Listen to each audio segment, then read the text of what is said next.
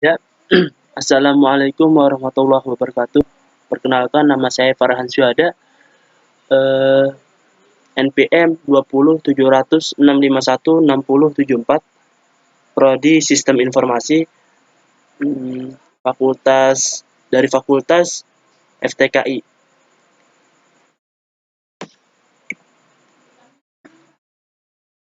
Dan hari ini saya akan menjawab soal UTS dengan mata kuliah pengantar teknologi sistem informasi atau yang disebut juga PTSI. Soal nomor satu, apakah tujuan dan dibuatnya sistem informasi? Tujuan sistem informasi itu untuk menyediakan informasi-informasi tertentu dalam pengambilan keputusan, keberadaan data, dan dalam sistem informasi akan sangat membantu dalam menyiapkan suatu permasalahan. Tujuan lainnya dari sistem informasi itu adalah untuk mendukung proses operasional harian dengan pencatatan berbagai rutinitas dalam sistem informasi. Maka semua aktivitas ini dapat diaudit lagi di masa yang akan datang ketika terjadi suatu kesalahan atau penyelewengan. Lanjut nomor 2. Soal nomor 2 itu skema dasar komputer terdiri dari 3 unit komponen utama, yaitu unit input, unit proses, dan unit output.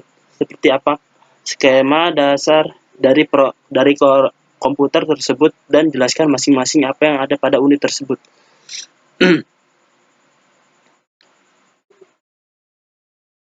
Perangkat keras komputer sendiri dibagi menjadi 3 kelompok, yaitu perangkat keras masukkan input, perangkat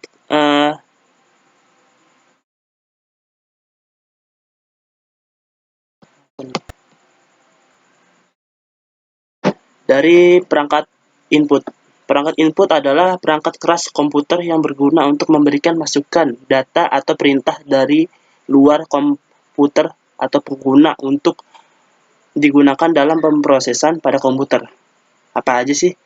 Yang pertama ada keyboard, itu untuk memberikan masukan berupa huruf, angka, simbol, atau tombol fungsi lainnya untuk bertujuan khusus seperti delete, shift, copy, caps lock, dan masih banyak lainnya.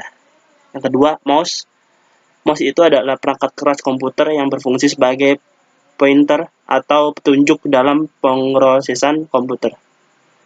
Yang ketiga, ada touchpad. Itu memiliki fungsi yang sama seperti halnya mouse, yaitu sebagai pointer atau petunjuk untuk mengoperasikan komputer. Perbedaannya, pointer ini menggunakan sistem sentuhan jari secara langsung. Yang kedua, perangkat keras atau pemrosesan. Perangkat pemrosesan adalah perangkat komputer yang bertugas menjalankan instruksi pemerintah atau mengolah data yang diberikan perangkat masukan agar menjadi sebuah hasil berupa informasi yang ditampilkan di perangkat output. Perangkat pemrosesan terdiri dari banyak komponen perangkat yang saling berhubungan dan terkait untuk menyelesaikan sebuah proses pengolah data. Berikut beberapa contoh perangkat pemrosesan. Yang pertama ada CPU, prosesor. CPU atau Central Processing Unit adalah otak atau inti dari sebuah komputer. Di dalam CPU ini melaksanakan tugas seperti melaksanakan perintah dan mengolah data dari perangkat lunak. Yang kedua ada motherboard. Motherboard itu adalah sebuah papan induk tempat semua hardware komputer dihubungkan. Motherboard ini merupakan pengendali atau pengontrol dari sebuah perangkat komputer agar dapat berkomunikasi dengan semudah perangkat di dalam sistem informasi. Yang ketiga ada GPU, Graphic Processing Unit. GPU adalah chip logika yang bertugas khusus untuk menjalankan fungsi tampilan pada komputer. GPU bertugas secara khusus untuk merender gambar, animasi, dan video untuk komputer. Yang keempat ada power supply. Power supply, alat ini bertugas memasukkan aliran listrik ke komponen hardware komputer sesuai dengan kebutuhannya masing-masing. Power supply ini menerima aliran listrik dari stop kontak yang mengubah aliran listrik AC atau arus bolak-balik ke DC atau searah sesuai yang dibutuhkan komputer. Yang kelima ada CD atau DFD-ROM. Ini adalah alat yang digunakan agar komputer dapat membaca dan menulis CD ataupun DFD. Yang terakhir ada perangkat keluaran atau output, perangkat keras. Perangkat output adalah perangkat keras komputer yang digunakan untuk menampilkan hasil pengolah komputer. Contohnya ada monitor atau tampilan yang digunakan untuk menampilkan visual dari komputer. Yang kedua ada printer. Printer itu adalah perangkat keras komputer yang digunakan untuk mentransfer teks ataupun gambar dari komputer ke dalam bentuk kertas. Yang ketiga ada speaker. Speaker itu adalah alat untuk menghasilkan keluaran suara dari komputer agar kita dapat mendengarkannya. Soal nomor 3. Apa konsep dasar dari komunikasi dan komunikasi data? Yang pertama, komunikasi itu. Komunikasi adalah suatu proses melalui seseorang atau komunikator menyampaikan stimulus dengan tujuan mengubah atau membentuk perilaku orang lain. Komunikasi pada dasarnya merupakan proses yang menjelaskan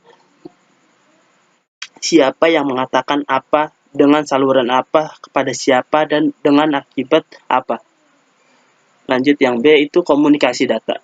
Pengertian komunikasi data itu merupakan bagian dari komunikasi yang secara khusus berkenan dengan transmisi atau pemindahan data dan informasi di antaranya komputer-komputer dan piranti-piranti yang lain dalam bentuk digital yang dikirim melalui media komunikasi data.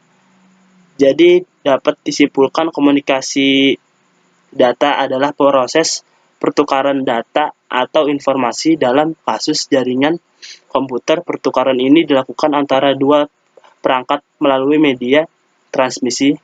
Proses ini melibatkan sistem komunikasi yang terdiri dari hardware atau perangkat keras dan software atau perangkat lunak.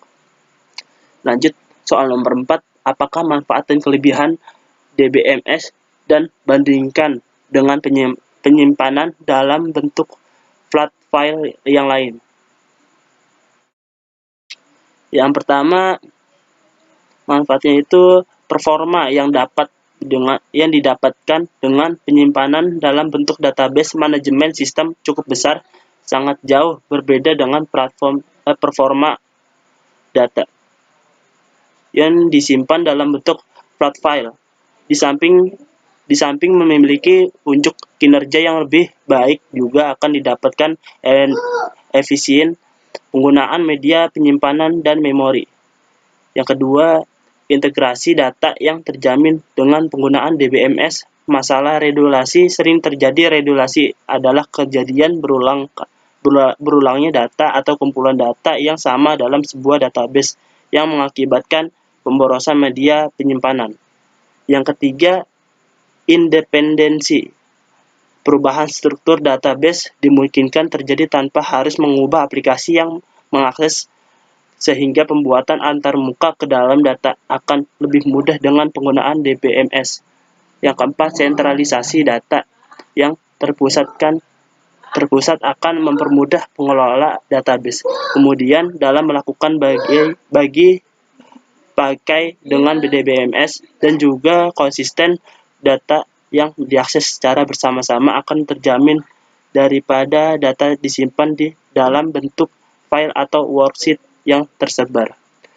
Yang terakhir, kelima, itu keamanan. DBMS memiliki sistem keamanan yang fleksibel daripada pengamanan pada file sistem informasi. Itulah jawaban nomor 4. Terakhir, soal terakhir nomor 5, apakah yang dimaksud dengan data, informasi, dan sistem? Yang pertama itu data. Data adalah fakta-fakta mentah yang harus dikelola untuk menghasilkan suatu informasi yang memiliki arti bagi suatu organisasi atau perusahaan. Data terdiri atas fakta-fakta dan angka-angka yang secara relatif tidak berarti bagi pemakai atau fakta mentah yang belum diolah. Data terbagi menjadi dua macam, yaitu data internal, data yang menggambar suatu situasi dan kondisi pada suatu organisasi secara internasional.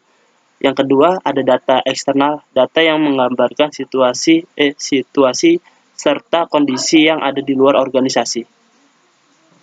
Terus lanjut, informasi. Apa sih informasi? Informasi adalah hasil pengolahan data yang telah mempunyai arti sehingga dapat digunakan khusus oleh manajemen dalam membuat keputusan. Yang terakhir ada sistem. Sistem itu apa sih?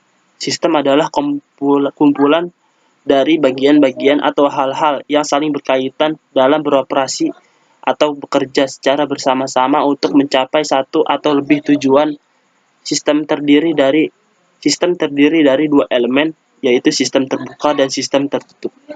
Ya, mungkin itu saja jawaban dari saya. Kurang lebihnya mohon maaf. Wassalamualaikum warahmatullahi wabarakatuh.